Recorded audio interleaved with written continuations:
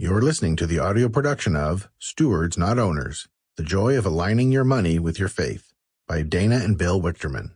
Published by Forefront Books, narrated by the authors. Stewards Not Owners. The Joy of Aligning Your Money with Your Faith. Dana and Bill Wichterman. Dedication.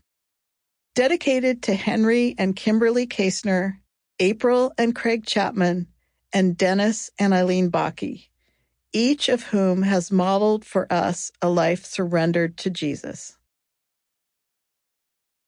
What words do you want to hear when you die and stand before the Lord? Need a second to think about it?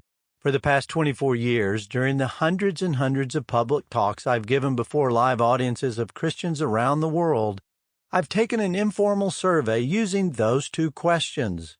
My guess is that just like those in the audiences that I have surveyed, you may have your reply on the tip of your tongue. You likely did not hesitate to know what you would say aloud if I ask you the same question. The universal answer I always get is, "Well done, good and faithful servant."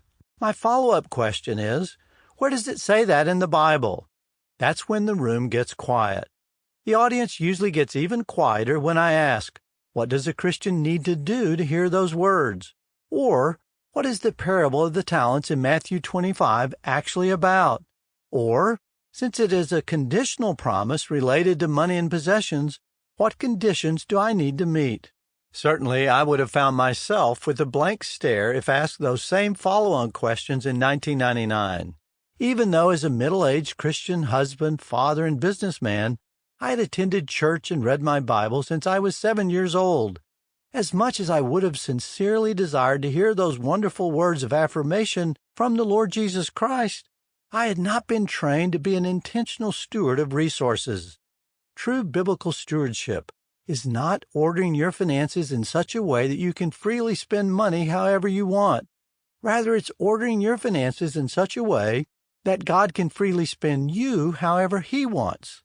Only by dying to the power that money wields over our lives can we become fully alive and useful to the Lord. To understand what it means to be a steward is to understand God's operating system. It's the way He designed us to function at our very best. Certainly it's a novice idea that stewardship is simply paying off debt, cutting up credit cards, or living on a budget.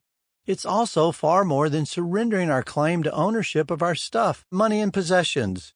Even the unfaithful servant with just one talent recognized that God owned his talent.